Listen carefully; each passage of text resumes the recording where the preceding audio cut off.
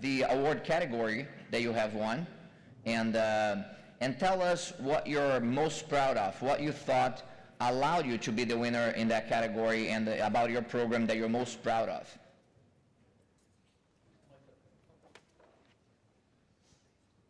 Morning, everyone. So Brian Cook, I am from Philips Lighting, formerly part of the Royal Philips organization. As of last year, has split off in its own IPO, and it's an independent company as of last year. Part of the business transformation team there, part of the leadership group for the Americas. The initiative that we worked on focused on outdoor lighting, basically the outdoor lighting space, lighting fixtures, luminaires throughout the Americas markets.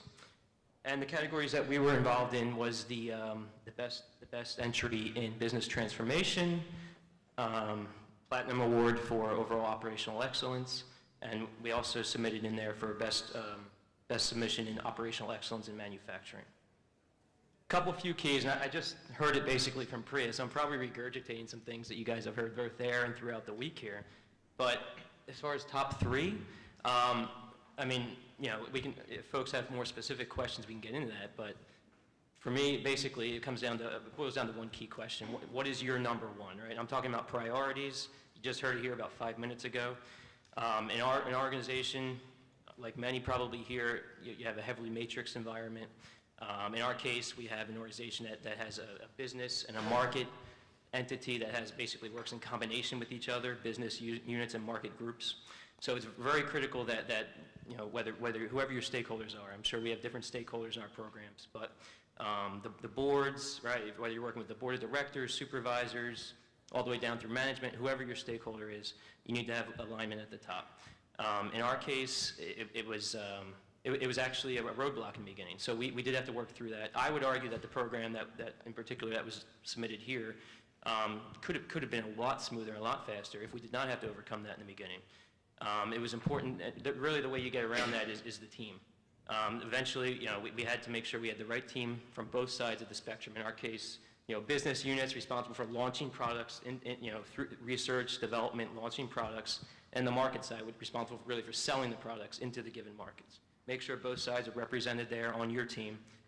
Make sure, you know, we're all kind of driving towards similar goals and understanding. One of my big three also is the voice of customer.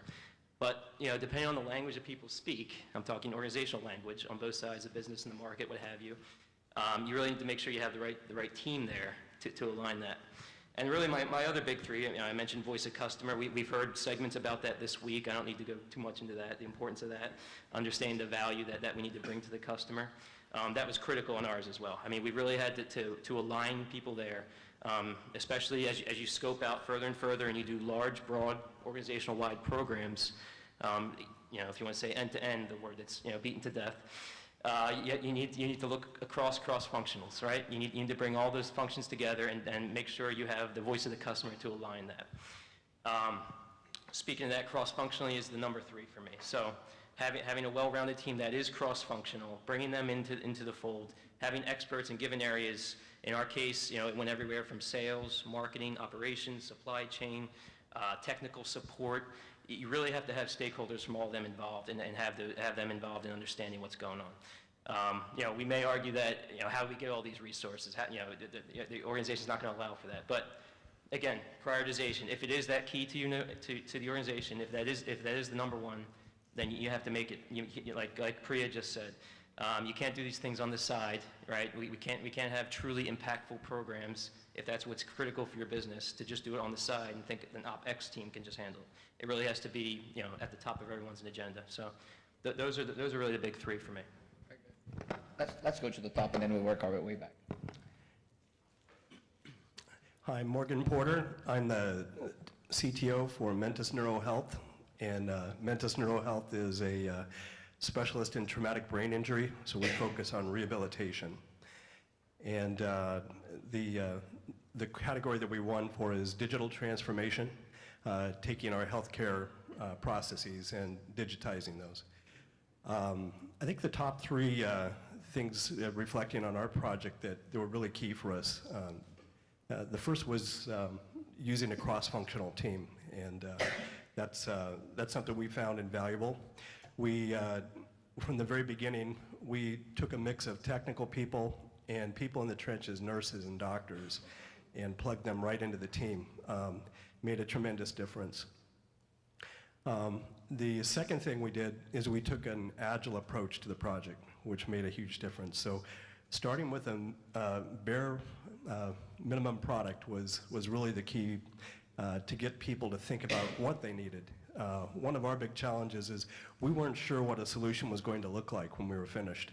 We had some rough ideas, and we knew how we did it before it was a digital process, but nobody could visualize, including our cross-functional team, what that thing would look like when it was really optimized.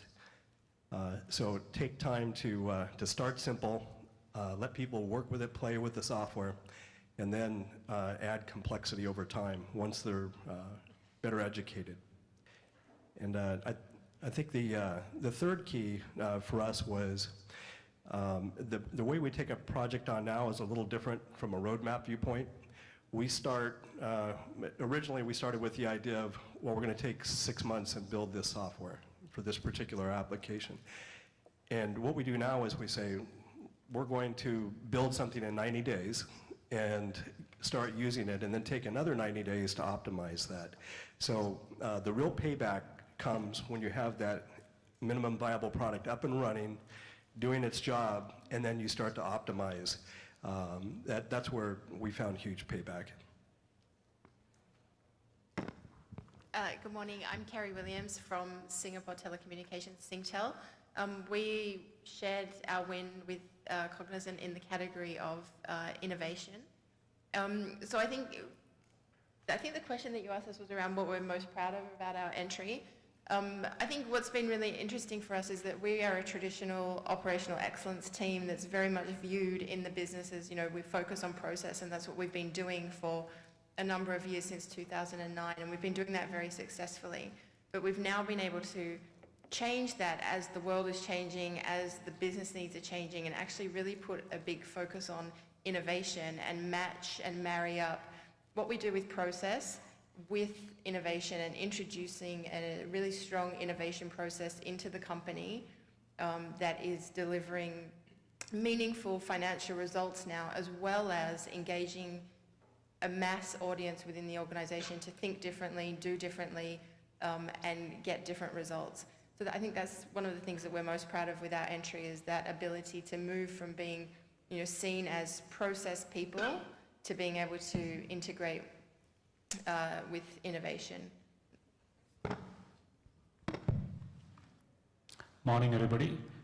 My name is Devendra, Chief Quality Officer for Wipro, and the award which we won was the only award which was in so-called, I saw that written there was People Award, probably the individual category, so they couldn't think about, so it written their People Award. So I'm going to talk about, morning I was thinking that, okay, when this question comes on the dais, what is it I have to speak? And I was just going through my journey of last couple of years. 4 things. So yesterday we learned that 7 sure short ways of failing a program. Today I can tell you is 4 learnings which I had specifically by running this program, which was specifically on driving the customer centricity at Wipro, which is 170,000 employees, and letting them think the similar way, probably treating the customers the similar way, and little bit away from what we heard in the morning, that it's not only the process element, but it's really the culture element. While the elements I will speak about the culture, but how it enabled the process part. So 4 things which I just want to communicate. The first one, which is any of the operational excellence initiatives, don't treat it as a process initiative. The moment you start it as a process initiative, start training people on Lean, Six Sigma, and only focus there, half of the battle is lost. So if you want to figure out which is the 8th way of losing the battle, so that probably could be the 8th way. But if you want to look for that how you really want to drive it successfully, is treat it as a change management initiative. So the good thing which we started is, rather than calling people Lean experts, black belts, operational excellence experts, we started calling them change coach, change leaders, change agents. The first set of trainings which we did while driving those initiatives was on change management, the behavioral elements, the leadership elements. So that really made a difference. Otherwise, typically when we start with training the people on operational excellence, Lean or Six Sigma. The second thing probably where we don't pay much attention, so if you see historically, you start with Six Sigma, you start with Lean, is always we look for those roles, key roles, leadership roles. So we'll say it's a green belt who will drive the program, it's a black belt who will mentor the program and so on. And generally the story ends there. If you really want to make a change and a cultural change in the organization, involve the ground level floor people, the lowest level of the agents or the engineers of the organization. Create the kind of excitement on the floor if you really want to make it a cultural change. So that was the second learning. The third thing, obviously the organization which I come from is everything is, if it is not statistically evident, it's not proven. So if we share somebody else's experience, okay, nobody buys into it. So it becomes very easy to understand your own organization culture. If they are looking for everything which is statistical, is build those statistical model and share it with them. So I'll just give you one quick example, which was, okay, the organization growth. Does customer satisfaction drive that? Okay, if you can prove with the data, people will buy in. Okay, customer satisfaction, does it depend on my process compliance? If you can prove with the data, people will buy in. So you keep building your model from process compliance to your customer satisfaction to your revenue growth and so on. People will keep buying in. So that's the other journey which we went through. The fourth and the last one which I want to talk about is you cannot do a cultural change if HR is not there with you. So if you think that only few experts of the operational excellence team, Lean or Six Sigma experts can drive the initiative and make it a cultural change, it won't happen. So you have to figure out a way that, okay, you can link a couple of policies if you want to really make it a cultural change, your reward policies. Sometimes your penalization policy also, especially if you're driving probably the standardization aspects, your probably the progression policies, maybe the role rotation policies. So everywhere you have to really work with HR and ensure that those are the organization policies which are built around to enable you to do those cultural changes which are self-sustainable, which is not one-time changes. So these are my 4 learnings which I had in last 5 years of really leading the customer centricity initiative at Wipro. Thank you. Good morning. I just wanted to thank you for this honor. We won the Operational Excellence in Healthcare. My name is Michael Caesar, and I'm Senior Director for Data and Implementation Science at University Health Network in Toronto. Any Canadians here? I saw some on the list. Wonderful, thank you. And so we did a project around discharge summary.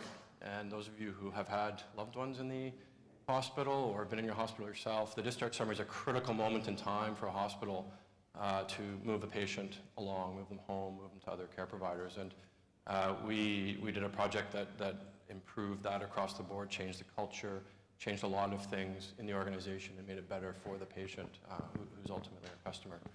And back to the question around what am I most proud of being here? One, proud of being here from Canada and representing Canada, representing the healthcare system, which some of you might come and visit soon. And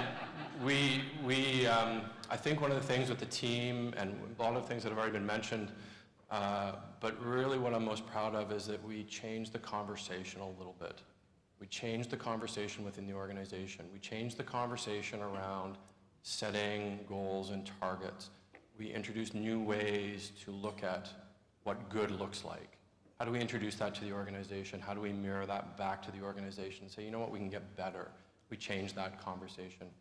We also changed the conversation around leadership and what it means to lead a transformation, what it means to lead change across the organization, how executives need to contribute and participate in that, how team members need to contribute and participate in that. That conversation changed even a little bit. And the last thing is around the data, the conversation around data, how can it help you? How can you allow teams to explore data?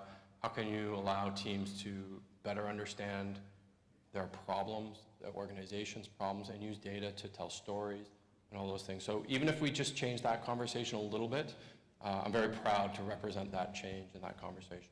Thank you. Hi, my name is Somendra Jairam. I lead transformation and transitions for Cognizant Digital Operations based in India. I think we are a services company, and we serve pretty much the Fortune 500 companies across industries. So we got nominated and we won the award for operational excellence and value creation along with Singtel. And very excited to be here to share, and thanks for the opportunity to share our learnings. I think the first thing for us was, and our entry was on reimagining value stream mapping. All of you are experts on value stream mapping. So I think the first challenge we faced when we actually got into this was that this is old wine, right? Old wine. And where's the new bottle, first of all, right? So that was really the first challenge. Industry has been there for a long time. Everyone's seen these tools. So what's new? I think it took us a long time to explain and to find out how value stream mapping can actually be used as a foundational tool to drive, improvements beyond just non-value add. So I think if you look at the model that we've actually put in, we're saying it's just not a non-value add sort of a remover, but also it can help you identify opportunities around risk, right? So we've used it extensively to identify control steps within a large process and improve compliance and risk. We've also used it to find out huge automation opportunities. I think automation and technology is all pervasive, and I think now that was another big challenge that we used VSM to solve. And then actually move beyond it to actually move into a platform discussion with clients as well. So I think the fact that the biggest learning was that it took us a lot of time to get people on board in terms of how this is a means to get to an end rather than an end by itself. And it sort of echoes with some of the things that I'm hearing across the team. The second big learning was, on reusability. All of you would have done value stream maps on walls, papers, very attractive stickies, etc. Now, while that is a big positive and it just engages a lot of people, it also is a big challenge in the sense you don't get continuity with some of those numbers and metrics and ideas. And we're in an industry which has turnover. I mean, we have every 3-4 years you would have a completely new team. So again, what we were seeing is that a lot of these things were getting redone. A lot of the ideas were getting regurgitated. So we needed to look at a digital way of actually solving and putting down a digital value stream map repository. We looked around and we actually found out that there weren't too many things that were actually able to get this. And this is where I think the cross-functional team helped really well. So we got the technology team in and we actually made our own digital repository called AddPart to actually put all our value stream maps in, tag them, and actually make them reusable. I think we got a huge amount of speed to value with that initiative. Because we were able to quickly replicate across many clients, and then the processes were very similar. We also took a service line view towards improvement. So I think those were two big learnings and big reasons why we were able to scale up fast. The other big thing was the clients, right? The clients themselves were all our clients were getting tired, and many of you in the audience as well, were getting tired of seeing different flavors of improvement, right? Someone comes with only a process view, someone comes with only a automation view, a third person comes with a workflow view. So I think what we try to do is really use the value stream mapping as a very foundational tool and integrate multiple methodologies into a unique way of driving value for the client. I think that really resonated with a lot of clients. The last thing which I'd like to share is around engagement. I think no initiative can be successful without engaging multiple layers in the organization. And I think the learning here is that every layer probably doesn't get the same value out of the same initiative. And I think all of us, when we're driving change, needs to find out what is it in that initiative and project and program that resonates with that layer of the organization. If you look at value stream mapping, obviously, it's the whole engagement and the energy at a lower level which resonates with that team. They need instant recognition, a lot of awards and competitions that work at that level, and we did a lot of that. As you go above in the organization, I think the questions become more of how is this becoming of strategic value to us, right? We're doing a lot of these projects, but is there any institutional knowledge getting built up? So I think the effort was around how do you package this into intellectual property which you can actually use for strategy. So I think the proof of the pudding is, I think for this award actually, it was supposed to be the president of the company who was supposed to come and pick it if we won it, right? And I think the fact that we were able to get to that stage where she could have actually been here instead of someone from a function is, I think, a victory in itself, right? So that's my learnings. So I'm going to push you a little further here and challenge you more because of the time constraints that we have. In less than 2 minutes, I want to know the one thing you did that was different from what they did, and who you are, what you want, and one thing that sets you apart. Good morning, David King, Sanofi Pharmaceuticals. I'm part of the vaccine division, director of industrial performance. I think one thing that set us apart, I'm going to call it the big opportunity. It's instilling a quality mindset in the organization, and this started really 2 years ago with one person, with one idea, one passion, no budget, no head count. And today, 2 years later, we're 5,000 people strong across 3 continents, and we use social movement to help us create that. Massive inclusion and co-creation. And we have what's called guiding coalitions. So we have site teams, and this, and mind you, this is all volunteer-based. This is moving people from I have to I want to. So this is above your day job, right? So we have site guiding coalition teams, and we have a global guiding coalition team. This is a year commitment, and every year we transition to fresh ideas, new people to join those guiding coalitions to create improvements, or what we call wins. And we define a win as anything that we do today that improves yesterday, and anything that we do tomorrow that will improve today. So again, looking for those 1% improvements. But the big win is using social, the social movement to get that volunteer-based engagement in the organization. Okay. Hi, good morning. So my name is Barry Mitchell with IBM, and we won, I think, in the technology and communications operational excellence category. And I'm part of our services business and part of a project that we've been working on now for a couple of years to use automation and cognitive technologies really to help our clients transform. We're using some of that internally ourselves, but really looking at how you can automate work, how you can use cognitive technologies, concepts such as natural language understanding and machine learning. And it really is about changing the way that work gets done to drive excellence. It's not just about cost takeout, it's really about the outcomes, it's about speed and performance of business process as well as IT process.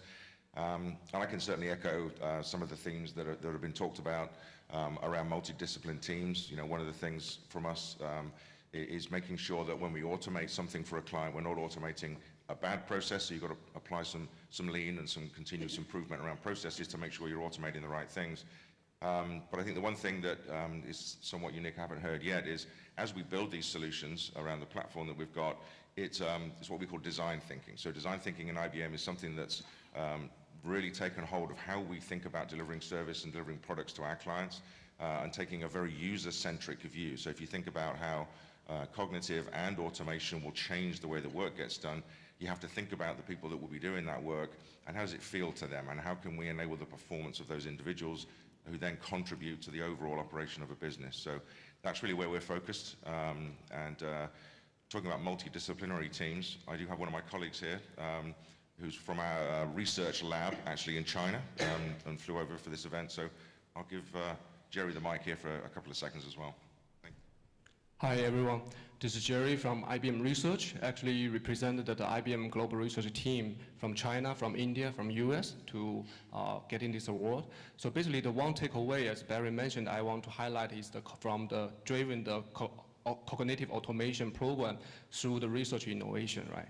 It's about all concept of cognitive, by better understanding of what's the opportunity that we can leverage to drive the automation happen. And basically by understanding of what's the input from human, from the understanding of the natural language, from the unstructured document, and from the a lot of this kind of outside world happening, is to drive and the reasoning approach to what automation action should be happen, to orchestrate them together. And last thing from the cognitive perspective is learning, right? The continuous learning from the feedback from our customer, from the end user, and from the automation result.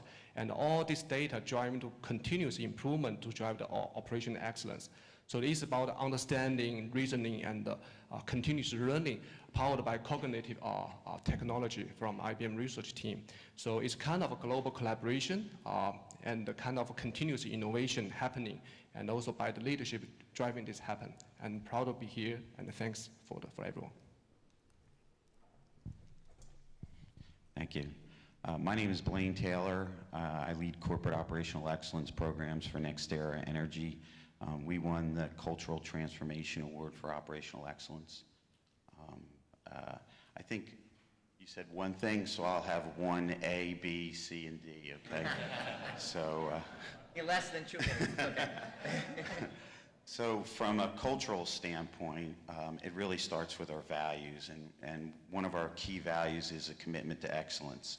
And everybody believes that, aligns to that, and it starts from day one as you're an employee. You are given a history of the operational excellence culture within the company, and you, from that day on, you build upon that. So we have many quality programs throughout the company that people take from white belt, yellow belt, green belt, black belt, master black belt. We have executive belt programs. There's not a person within the company at any role, at any level, that can't look at what we have and say, this is where we fit and this is where I need to build my quality mindset and be part of that culture. And we continue to do that. It really starts with the leadership. Our CEO is a black belt, our EVP of HR is a master black belt, EVPs, other black belts, staffs. You cannot be a general manager at NextEra Energy without being a certified black belt. You can't get promoted as a wind technician without being a certified yellow belt. Many of our roles require those certification as foundational developmental opportunities built in. And we have visuals as far as our certification. People wear badges as part of our culture that are colored based on the level of certification you have. So they're very proud to receive those badges, and it's a visual indication of your level of expertise in the operational excellence arena in delivering for the business and for the customer. The other aspects are knowledge sharing. We have a robust knowledge sharing, and that's really changed our culture and how we solve business problems. We become more nimble in how we solve those problems almost instantaneously, and we're able to, anyone, anywhere, anytime, can ask any question to a network, and we have a quality network of over 4,000 people. So somebody can post a question to that network, and that network of 4,000 people can collectively help solve that business problem very quickly. And that's really changed the way we do business. Not everything's a project, and that's changed our culture. And that's actually been, from a cultural standpoint, that's been a talent identification process or opportunity for leaders. Now we have the abilities as leaders to identify people that may be sitting in Iowa in a wind farm at the top of a wind turbine, and they don't know that person, but that person's now active in the network, and they want to know, those leaders, that VP wants to know who that person is, and there's been people directly promoted by that change in that identification of those people and their engagement in solving business problems. The other thing is around strategy execution. It's about aligning our strategy and the work that we do to our strategy. So we ensure that we have perfect alignment in what we do and who's working on what to deliver for those results, to deliver for our customers. So we have that alignment. And then events, the last thing is, that's 1D, is around our quality events. It's not a one and done. We have quality events that go on throughout the year. Our C-suite are the judges for our quality awards that go on through the year. We have certification awards. We have excellence awards.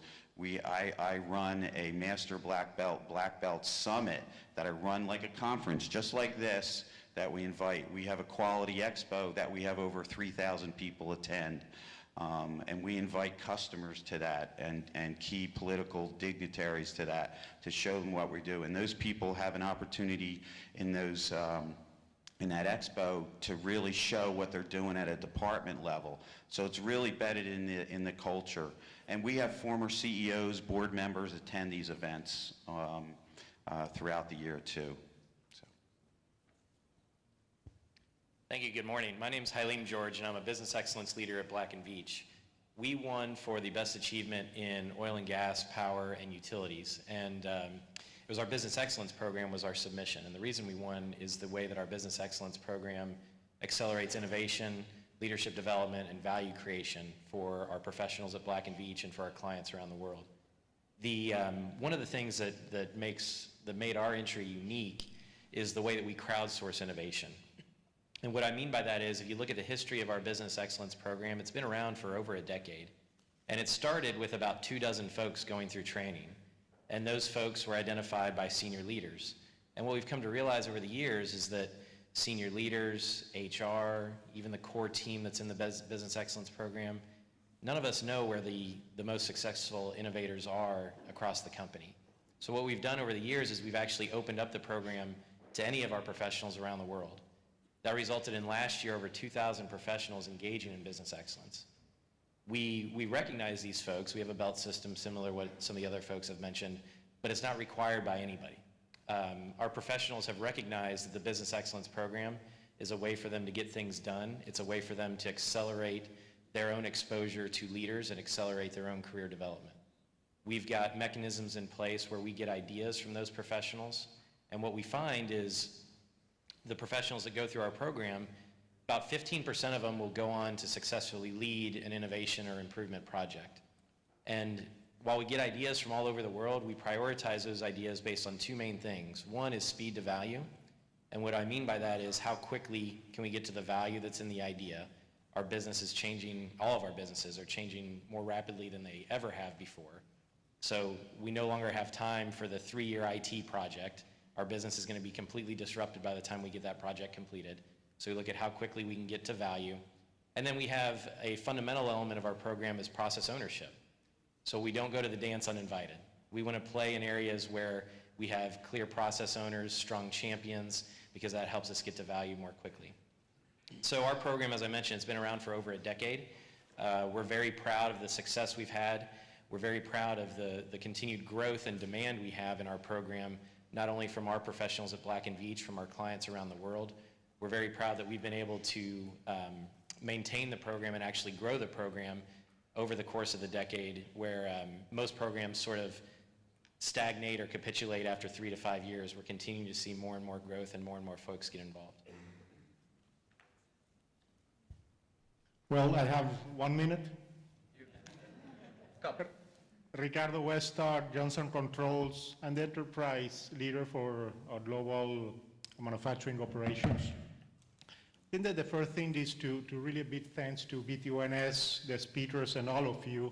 And why I'm saying this, because I'm taking all the inputs and learnings that you have provided, and with that, we will improve our way of manufacturing and operating. So thanks for that. Second is we don't have priorities. We only have one priority, and it's one way of manufacturing. It's not 1.1, it's only one way, but that one way was built with the voice of all our internal customers. That's the second thing.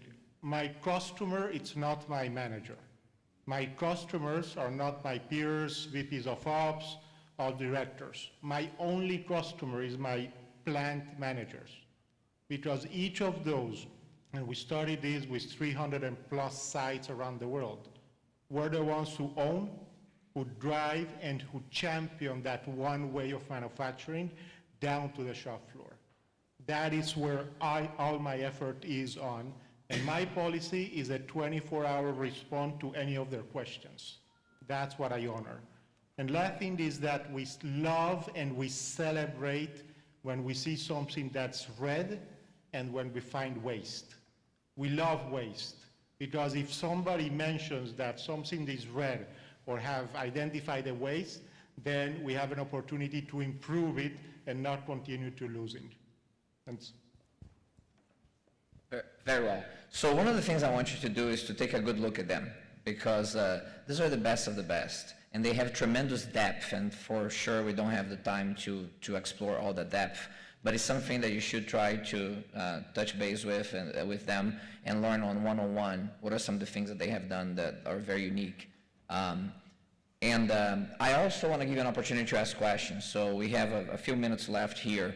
And instead of me asking questions, I wonder if in the audience, if you have, maybe you're starting a program and you want to know, what are the best things to do, or you have perhaps a mature program that has flattened out in terms of interest. What are some of the questions that you may have to the panelists from the perspective that they have done this more successfully than most other organizations have?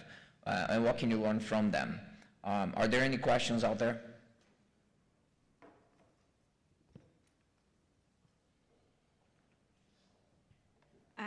The woman who talked about applying it to innovation and using OpEx processes to improve your innovation program, I'd like you to talk a little bit about your obstacles in that project that you came up against and how you overcame them.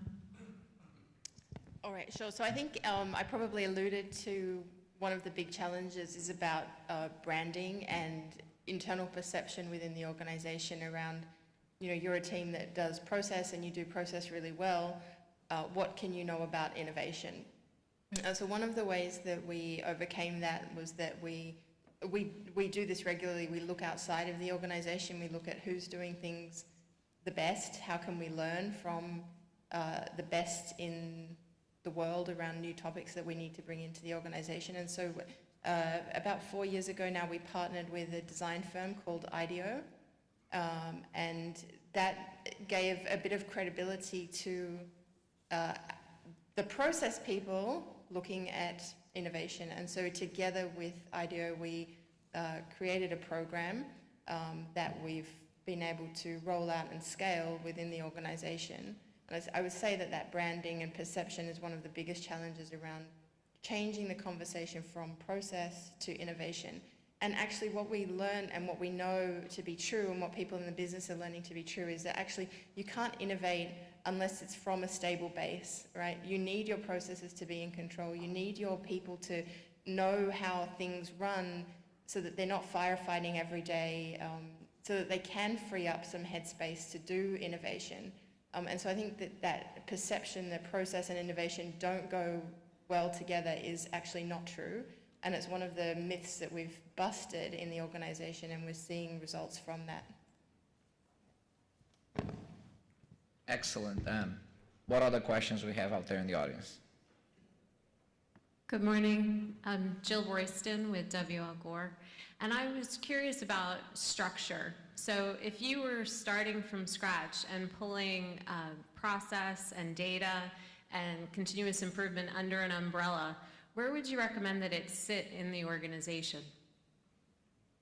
Would like to take a stab at that. Yeah, in our case, it sits everywhere. And it's embedded in all the job descriptions under operations and manufacturing. It's not, in our case, SWAT teams going in. It's everyone doing that function, that role, and we ensure that those capabilities are built. Certifications are part of it, and everyone is the focus. So it's not under one specific area. Just an example, at our organization at Black & Veatch, our business excellence team is actually embedded within one line of business, but supports the entire company. So my more direct answer would be go where you've got air cover. We've had opportunities to reorganize where our business excellence program resides, maybe move it to more of a corporate function or to a different business line. We've elected not to do so because we've got such great air cover within the business line we're in. We've also found that has not been a limiter getting other areas of the business involved because of the great results that we have. Folks in other business lines recognize those results, and they want to participate, despite that we're in a different part of the organization. So in short, go where you've got the best support and the best air cover to get to value quickly. I'll just piggyback on that. But I agree with both of those points just made. In the case of Philips, it's a bit of a hybrid, I'd say. We are an umbrella organization known as business transformation, kind of a buzzy word you see here in the title of the summit as well. But at the same time, we're responsible for driving. You heard about lean and continuous improvement, Six Sigma, all those programs into the functions of the organization. So it's going to depend on the profile you're talking about. Maybe is it a startup with very few individuals? Is it a heavily matrix organization with thousands and thousands of people? You may need a hybrid approach, right, where you have kind of that umbrella, maybe as a corporate entity, as was just mentioned, kind of driving the change in the behaviors, and then kind of the functions kind of embedding the toolkits, the ways of working independently in their own roles and functions. Very well. We have an opportunity for one final question. Right there on that side, if you can get the mic there, please.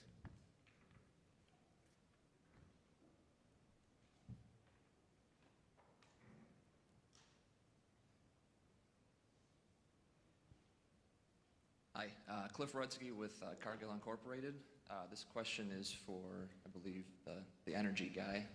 But you had mentioned that it was a requirement.